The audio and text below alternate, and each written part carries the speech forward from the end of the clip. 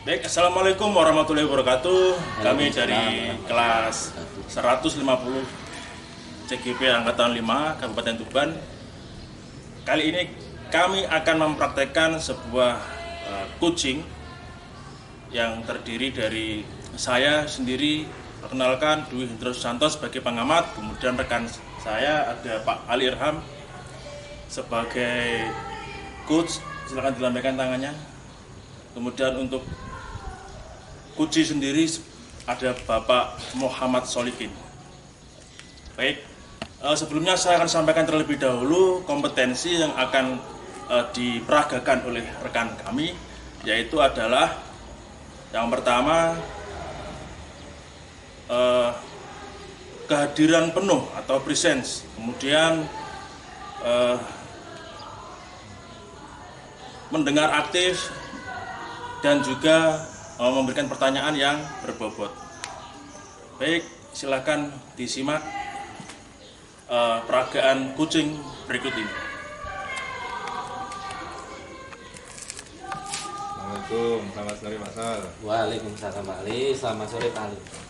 Alhamdulillah. Gimana Pak Sal? Kabarnya baik? Alhamdulillah saya Pak Ali. Pak Ali sendiri gimana kabarnya? Alhamdulillah baik Pak. Lama nggak ketemu Pak Ali. Sejak berapa hari Pak? Terakhir kita ketemu kemarin. 2 harian kemarin Pak. 2 hari ini ya. Ali sibuk. Enggak juga. Asal ini yang sibuk. Oh biar rileks kita sambil menikmati secangkir kopi Pak. Mau Pak? Siap Pak. Terima kasih Pak Ali. Oke, ini sami-sami keluarga. Alhamdulillah.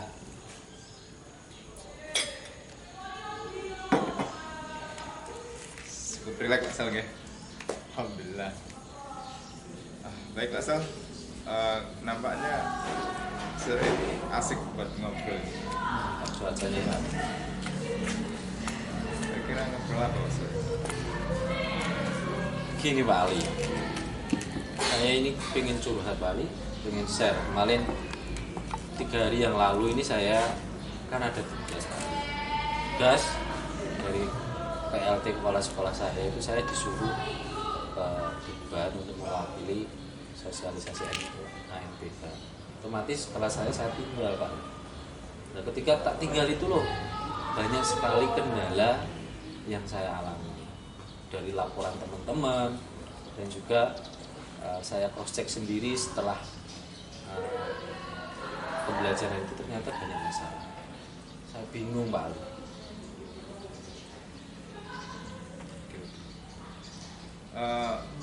Masalahnya seperti apa? Gini Pak Ali, jadi kemarin itu kebetulan saya ke Tuban dan anak-anak ini kan pas ada jam saya hari itu. Pas hari itu ada jam saya, anak-anak itu saya kasih tugas untuk saya kasih tugas untuk literasi, membaca, kemudian setelah itu saya kasih soal-soal yang berhubungan dengan literasi.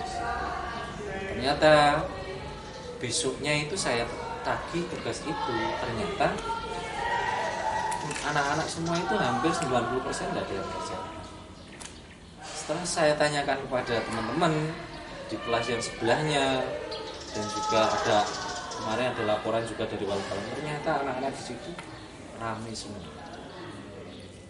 Pertama mereka ramai, kedua mereka nggak mengerjakan tugas yang saya berikan tadi.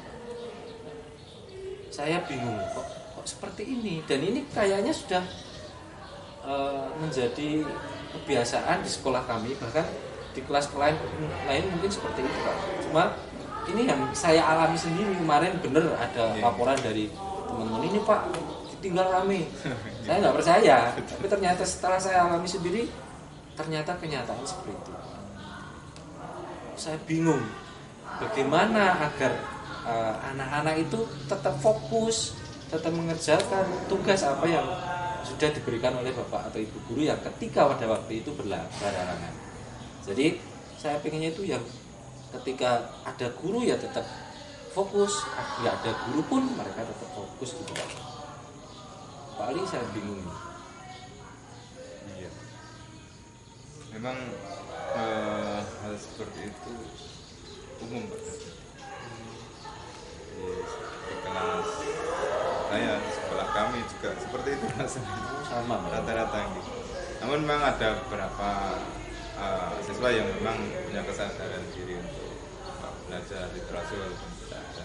Saya kira di sekolah Pak Sul juga sama kan, ada yang seperti itu. Hanya saja secara umum mungkin seperti itu. Prosentasenya di situ banyak kali. Betul gitu. Ya ini terkait budaya Pak Sul gitu.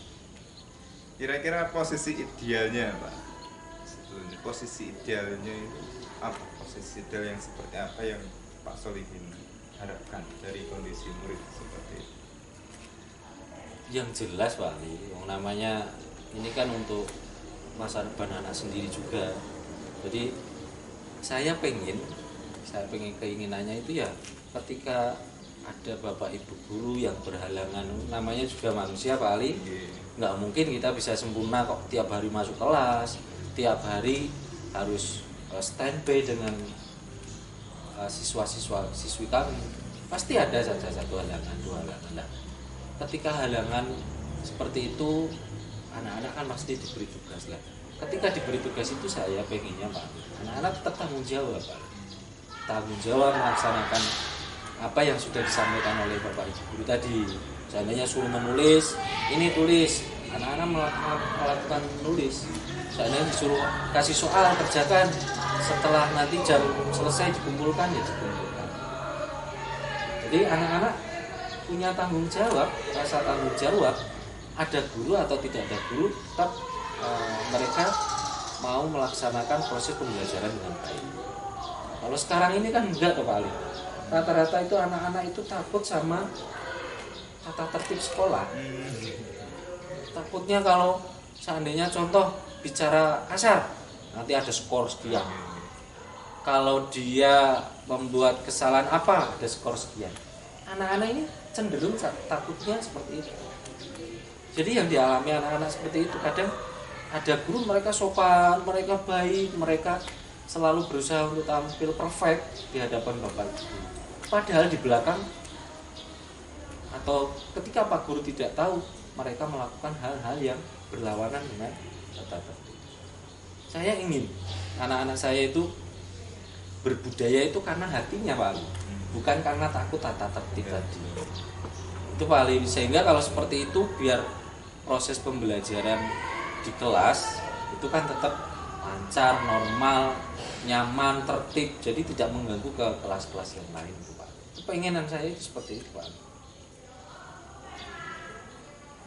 Gimana Pak Ali menurut Pak Ali? Jadi ya seperti halnya harapan semua bapak ibu guru Pak Solihin ya. Betul. Ya anak-anak mempunyai kesadaran diri dari dalam dirinya sendiri untuk bertanggung jawab terhadap dirinya sendiri. Bagaimana kewajiban mereka sebagai murid itu belajar ada gurunya atau tidak, karena Betul, mengingat tugas bapak ibu guru itu kan beragam Pak Solihin ya. Oke. Jadi kadang yang manajerial, kadang yang harus berbeda kepada murid, harus kolaborasi dan lain sebagainya. Nah kira-kira kemungkinan Pak Solihin untuk mewujudkan hal itu apa Pak Solihin yang bisa dilakukan dan kira-kira hambatannya apa?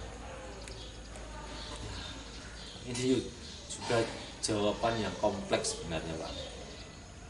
Saya juga pengennya ini ya paling tidak kebiasaan yang baik itu diterapkan di sekolah saya. Bukan hanya siswa tadi. Jadi semua dari pemimpin sekolah, guru dan juga siswa itu semuanya punya tanggung jawab melakukan hal-hal baik, hal-hal positif yang bisa membuat proses pembelajaran itu aman dan nyaman. Kemarin saya juga pernah belajar di CGP di modul tentang budaya positif Pak Ali. Saya ingin menerapkan itu Pak Ali. Menerapkan bagaimana saya memberikan pemahaman dulu kepada Bapak Ibu guru, menyampaikan isi materi itu, dan saya ingin membuat kesepakatan dulu sama kepala sekolah. Jangan sampai nanti kalau saya sudah ngomong nggak kepala sekolah nggak setuju, ini kan nggak enak Pak Ali. Jadi saya pengen pendekatan dulu kepada kepala sekolah. Pendekatan dulu, kalau sudah di ACC ya saya harus berusaha untuk apa ya, paling tidak memberikan diseminasi dulu kepada Bapak Ibu guru. Kalau sudah diseminasi, nanti kan itu bisa berjalan. Cuma yang jadi kendala ini pernah saya ngomong-ngomong pada bapak ibu guru, jangan memberikan hukuman, tata tertib ini loh tidak membuat jerah anak. Mereka hanya baik di belakang kita, baik di depan kita, tapi di belakang kita mereka melakukan hal yang tidak sesuai dengan tata tertib. Lah di situ kendala itu loh Pak Ali yang bingung. Saya harus melakukan apa? Belum apa-apa mereka sudah ngomong kayak gitu. Apalagi yang bilang ini loh, kamu yang CGP berarti kamu yang harus begini. Padahal kan kita nggak bisa kerja sendiri Pak Ali. Harus kolaboratif dengan semua sekolah. Ini Pak Ali yang saya alami Pak. Jadi kendalanya ada di kolaborasi. Betul Pak. Menyamakan persepsi tadi. Kerjasama. Untuk kira-kira itu kan hambatan Pak Sal.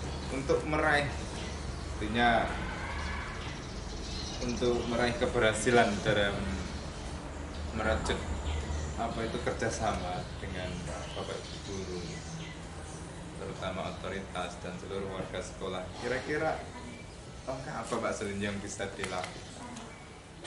Nah ini Pak Ali, namanya ini langkah Pak Ali. Berarti harus ini ya.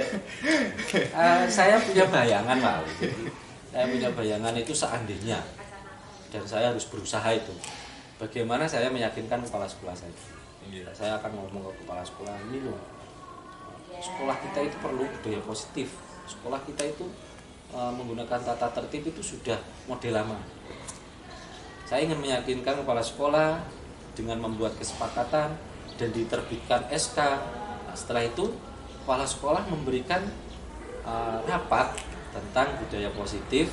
Kita membuat kesepakatan, kita membuat keyakinan bapak ibu guru dan kepala sekolah dulu pertama. Di situ saya harus menyampaikan dengan dengan hati. Ini loh efek baiknya. Setelah itu kalau sudah dengan bapak ibu guru semuanya sudah sepakat, baru nanti saya pengennya kembali ke wali kelas, di-SK-kan lagi ini sebagai tim budaya positif sekolah. Ada wali kelas, nanti wali kelas membuat kesepakatan lagi pada kelas tersebut, kesepakatan yang tertulis, yang curahan hati dari siswa, curahan hati dari wali kelas tadi. Dua-duanya dipadukan, diambil menjadi sebuah kesimpulan yang menjadi sebuah kesepakatan. Setelah itu bapak ibu guru juga, karena setiap mapel kan punya kesepakatan, pasti punya beda-beda cara mereka mengajar. Dibuat lagi kesepakatan lagi. Setelah semua terkumpul, saya ingin semua itu dibuat menjadi SK. Kalau SK kan kuat paling ya. Kalau kuat kan berarti paling tidak di situ itu ada tanggung jawab antara satu dengan yang lain. Setelah jadi SK, berikutnya ya saya ingin menjalankan itu pelan-pelan, tapi tidak mengindahkan tata tertib Pak Ali. Nanti kalau menghilangkan tata tertib, aduh, tahu sendiri karakter dari anak-anak saya itu ketika besok melakukan istilahnya melakukan pelanggaran, kalau nggak diberi efek jerah, besok dia beli anak-anak itu melakukan. Jadi nanti ada SK yang di dalamnya tentang budaya positif, nanti di bawahnya tetap tata tertib itu dilakukan. Jadi dua-duanya saya pengennya itu berjalan. Setelah kalau sudah budaya positif berjalan dengan sendirinya dengan baik, memang lama-kelamaan tata tertib itu tidak diperlukan lagi, karena anak-anak sudah melakukan dengan kesadaran dirinya, karena sudah punya keyakinan masing-masing. Pengennya saya seperti itu Pak. Itu luar biasa Pak. Apa yang ingin pikirkan itu luar biasa. Jadi menanamkan kesadaran diri kepada itu sangat-sangat sepakat. Dan tindakan pandangan tadi membuat balance antara kesadaran dan kesepakatan dengan peraturan. Sangat-sangat sesuai dengan apa yang disampaikan Ki Hajar Dewantoro, di mana ketika murid murid harus mampu mendisiplinkan dirinya sendiri, namun apabila tidak mampu mendisiplinkan dirinya sendiri harus ada penguasa lain yang mendisiplinkan. Sangat-sangat setuju Pak. Menuntut Pak Ali ya, Nggih, tuntut menuntut. diarahkan. Betul nggih. Harus balance nggih. Terkait rencana panjenengan tadi Pak Sol, luar biasa Pak Sol, program panjenengan begitu detail untuk Rencana Pak. nah ini panjenengan rencana nih terkait dengan komitmen nantinya. Tapi sebelumnya ini dulu Pak Sol. Kira-kira jangka waktu pelaksanaan itu berapa lama Pak Sol? Secepatnya Pak Ali, karena ini menurut saya sudah urgent dan ini sudah berjalan kayaknya sudah bertahun-tahun sebelumnya Pak. Nggih, nggih. Kalau ini nggak dirubah dengan apa ya, dengan secepatnya nanti budaya itu kan terus mengalir. Makanya harus segera kita stop pelan-pelan, ibarat air itu Pak, berjalan, ketika mengalirnya deras ya kita tutup pelan-pelan. Tapi tetap dengan apa ya, dengan keyakinan yang kuat lah Pak, saya pengennya seperti itu. Secepatnya paling Depan ini.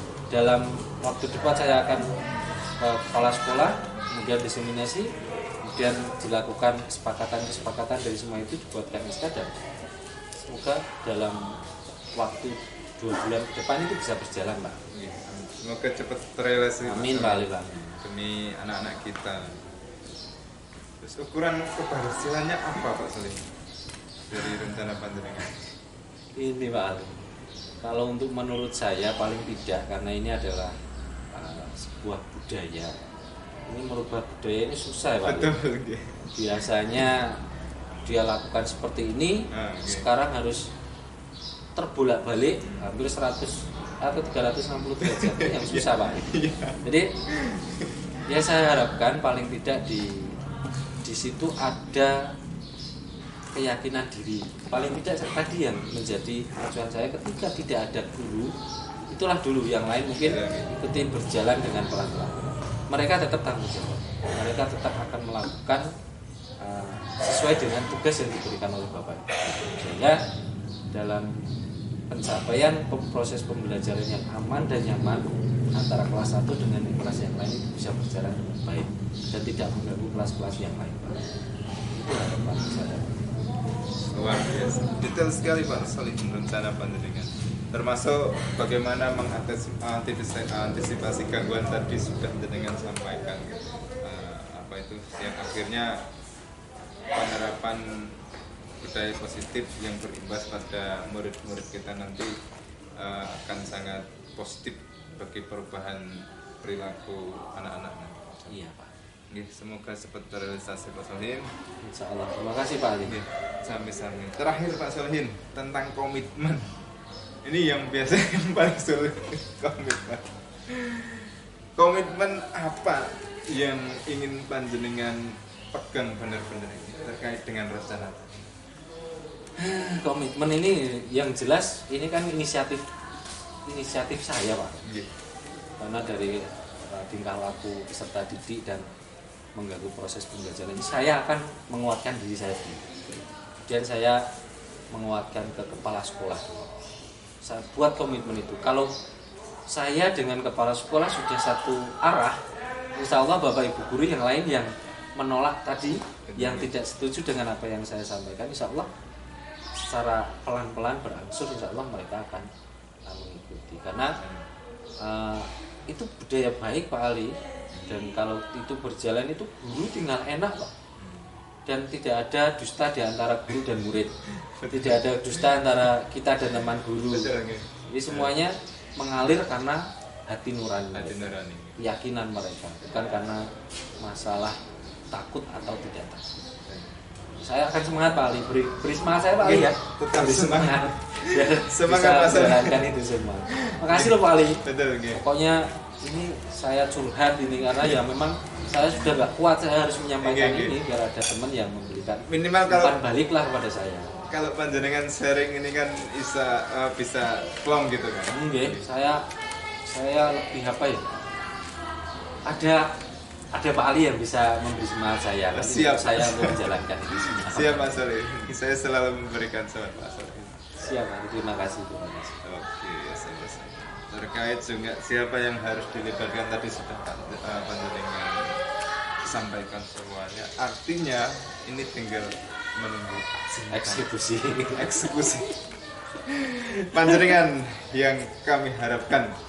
Saya tunggu eksekusinya Pak Solihin. Insya Allah nanti akan Semangat Pak saya Solihin. Saya dukung. Harus semangat, Pak. Ya, saya dukung dengan doa. Ya, kalau perlu saya bantu apa, ide-ide apa atau support untuk Pak Solihin untuk mengimplementasikan hal itu. Saya akan tetap siap sebagai teman. Terima kasih Pak Solihin. Terima kasih, Mudah-mudahan Pak. perbincangan kita kali ini menjadikan pencerahan bagi kita berdua. Panjenengan mendapatkan solusi dari apa yang panjenengan keluhkan, dari masalah yang panjenengan alami.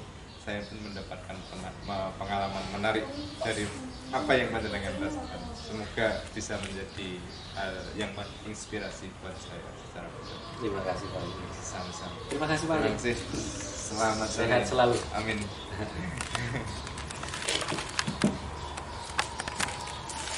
Baik, itu tadi praktek coaching yang diperagakan oleh rekan kami, yaitu Pak Sal sebagai coach, kemudian Pak Ali Irham sebagai coach.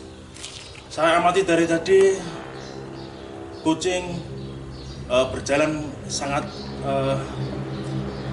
mengalir seperti air ya, sesuai dengan alur yang diterapkan pada coaching, yaitu adalah alur tirta. Kemudian kompetensi apa yang ditekankan tadi sudah dimunculkan oleh Pak Ali Irham selaku coach, kemudian Pak Sol sebagai coach berhasil mengalir dengan sendirinya. Baik, terima kasih. Itu tadi praktek dari rekan kami. Saya akhiri. Wassalamualaikum warahmatullahi wabarakatuh. Waalaikumsalam warahmatullahi wabarakatuh. Terima kasih. Terima kasih.